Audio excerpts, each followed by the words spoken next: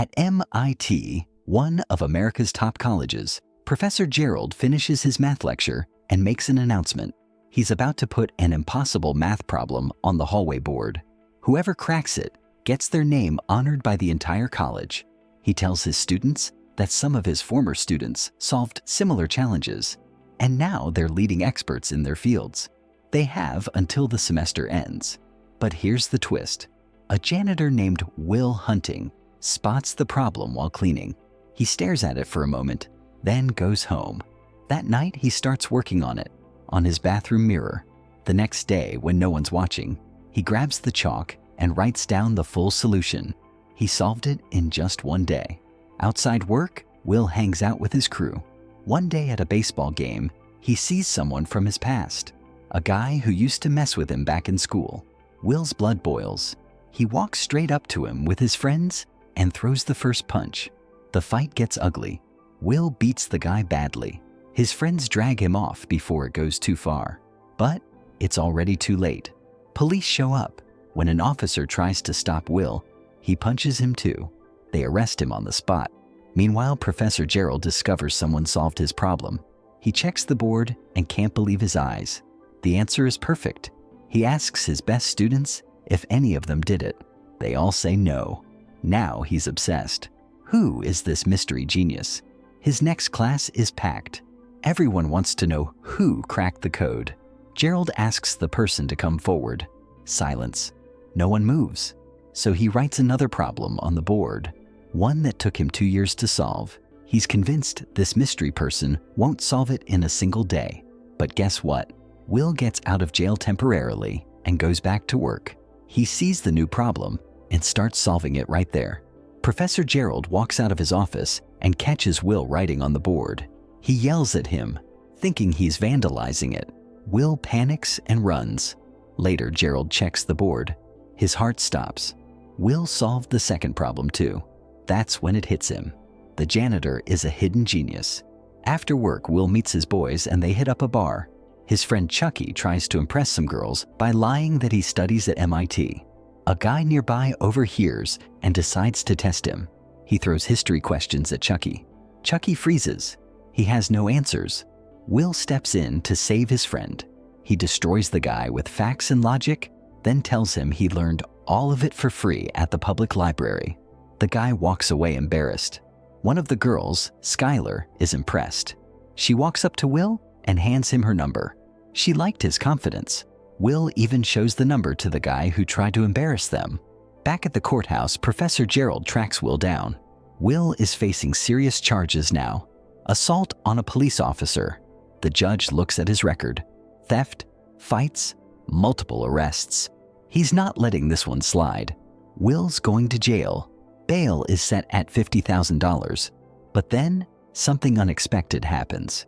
Gerald shows up at the jail with an offer. He tells Will he spoke to the judge and can get him out. But there are two conditions. First, Will has to study math with him. Second, he has to go to therapy. Will laughs, but he also doesn't want to rot in jail. So he says, yes. Will starts studying with Gerald. The professor is blown away by how fast Will's mind works. But therapy? That's a different story. Will meets several therapists, but he refuses to cooperate. He reads their books before the sessions and mocks them the entire time. No therapist can handle him. Gerald is running out of options. He contacts his old friend Sean McGuire, a psychology teacher. Sean says no at first. He's too busy. But Gerald begs him. He says Will is special, but if no one helps him, he'll waste his entire life. Sean finally agrees. When Sean meets Will, Will tries his usual games. He reads Sean's book and starts making jokes. Sean stays calm. Then Will notices a painting Sean made. He stares at it and starts making cruel comments about Sean's personal life. Sean ignores him, but then Will crosses the line. He brings up Sean's wife. He keeps pushing, asking why she's not around anymore. Did she leave him? Did she run off with someone else? Sean's face changes. His wife is his breaking point. He grabs Will by the throat, slams him against the wall, and warns him, never talk about his wife again. Will looks at Sean and smirks. He says their time is up. Sean lets him go. Will walks out. convinced he just broke another therapist. Professor Gerald sees Sean's face and assumes he's done. But Sean surprises him. He tells Gerald to bring Will back every week. He's not quitting. After the session, Will goes on a date with Skyler. He finds out she's from a rich family and studies at Harvard. They click instantly. The night ends with their first kiss. The following week, Sean takes Will outside for therapy. They sit in a park. Sean tells him he thought about everything Will said last time. He realized Will acts like a scared kid who doesn't know what he's doing. He tells Will he's rude and terrified of opening up. If he keeps running from people, he'll lose everything good in his life. The next day, Will works construction with his friend Chucky. He wants to call Skyler, but he's too nervous. In the third therapy session, something strange happens. Will stays completely silent for an entire hour. Sean doesn't say a word either. The fourth session starts the same way, but Will gets bored and cracks a joke. Sean smiles. He takes it as progress. He asks if Will has a girlfriend. Will tells him about Skyler. Their first date was amazing, but now he can't bring himself to call her. Sean asks why. Will says Skyler's too good for him. If they keep dating, he'll mess it up. She'll eventually realize he's not worth it. Sean leans forward and says something important. No one is better or worse than anyone else. Everyone has strengths and flaws. What matters is if the person is right for you. Then Sean opens up about his own wife. He loved her more than anything, but she had one habit. She used to pass gas in her sleep. The room goes silent for a second. Then, both of them burst out laughing. It's a breakthrough moment. Will feels comfortable for the first time. The session ends. Sean tells him to call Skyler. Will loses track of time during their talk. Sean reminds him the hour is up. Will leaves with a smile. Taking Sean's advice, Will shows up at Skyler's college. He asks her out again. She says she wants to, but she has an impossible math problem to solve first. It could take days. Will doesn't want to wait. He asks to see it. She shows him. He writes the answer on a napkin in seconds. Then he tells her she has no excuse now. She laughs and agrees. On their next date, Skyler asks about his family. Will lies. He says he has 12 brothers. She asks for their names. Will lists 12 random names without hesitation. Now she's suspicious. She asks him to repeat them. He does, in the exact same order. She can't argue. Later, Will goes to therapy and asks Sean a heavy question. Does he regret meeting his wife? Since she died, he must feel lonely? He must suffer more because he loved her so much. Sean tells him how they met. He saw her standing in line for a legendary baseball game. Will's eyes go wide. He asks if Sean watched that historic game live. Sean shakes his head. He skipped it to go on a date with her. Will is shocked. Sean gave up one of the greatest games ever for one date. Sean smiles and says he never regretted it. Even though she was only with him for a few years, those were the best years of his life. But then, something unexpected happens. Skyler starts asking questions. She wants to know why Will never introduces her to his friends or family. Will keeps lying about his past, but he finally agrees. He brings her to meet his crew at a bar. Skyler gets along with them. Everyone has a great time. Meanwhile, Professor Gerald checks in with Sean. He asks about Will's progress. Sean says Will is slowly opening up and needs more time. Gerald tells him he's lining up top job offers for Will. He says once Will fixes his issues, nothing will stop him in the math world. Sean stops him. He asks why Gerald is making life decisions for Will. Being a genius doesn't mean Will has to follow a specific path. Gerald insists he can't let Will waste his talent, but Will doesn't care about those jobs. He sends Chucky to one of the interviews pretending to be him. One night, Skyler drops a bomb. She asks Will to move to California with her. Will freezes. He says he can't. His whole life is in Boston. She asks if he loves her. She tells him she knows he does. So why is he afraid to commit? Why does he keep lying to her? Then she hits him with the truth. She knows he doesn't have 12 brothers. She knows he lied. Will breaks. He tells her the real story. He's an orphan. He never knew his parents.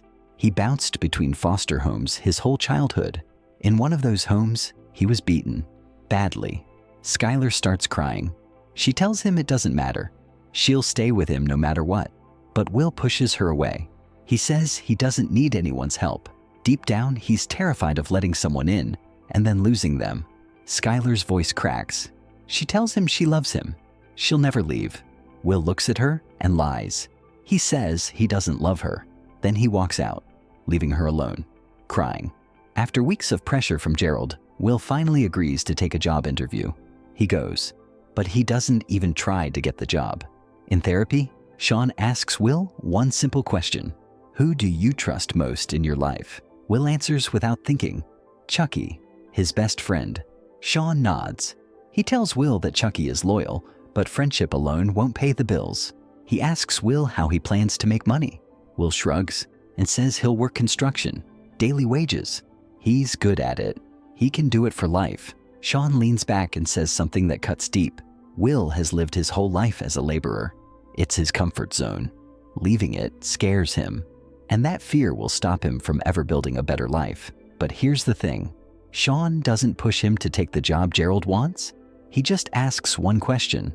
What do you want for your life? Will jokes around and says he wants to herd sheep. Sean's face hardens. He tells Will to leave. He's done wasting his time.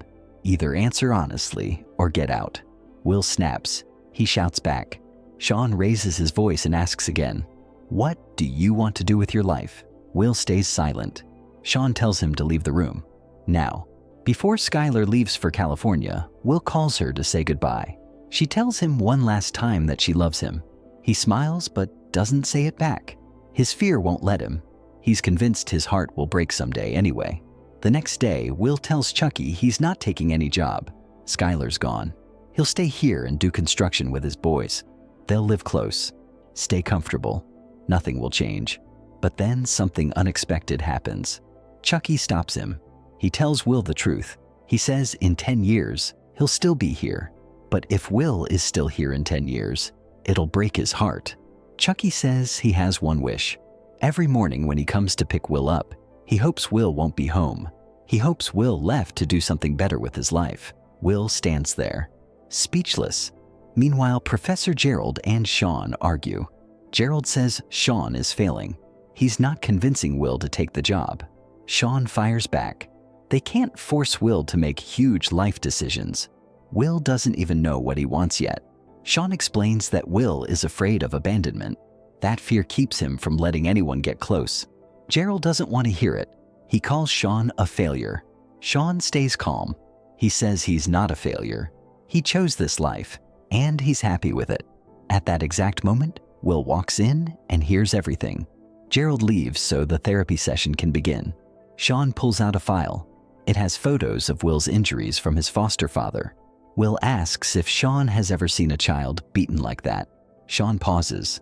Then he shares his own story. His father was an alcoholic who used to beat him and his mother. Will's face changes. Sean steps closer. He looks Will in the eyes and says it. None of it was your fault. Will nods, but Sean repeats it again and again. Will tries to say he knows, but Sean won't stop. It's not your fault. It's not your fault. Will's voice cracks. He pushes Sean away, but Sean says it one more time. It's not your fault. Will finally breaks. Tears pour down his face. He collapses into Sean's arms and cries. For the first time, he's ready to let go of the past. Will tells Sean he'll take one of the jobs Gerald set up. This is his final therapy session. He asks if he can come back someday just to talk. Sean smiles and says his door is always open. They hug goodbye. For Will's 21st birthday, his friends give him a car. It's old and beat up, but Will loves it because it came from the people who never gave up on him. Later, Gerald apologizes to Sean for calling him a failure. They make peace. Sean tells him he's going on a world tour. He says he's earned enough. As Sean packs, Will drives to his house.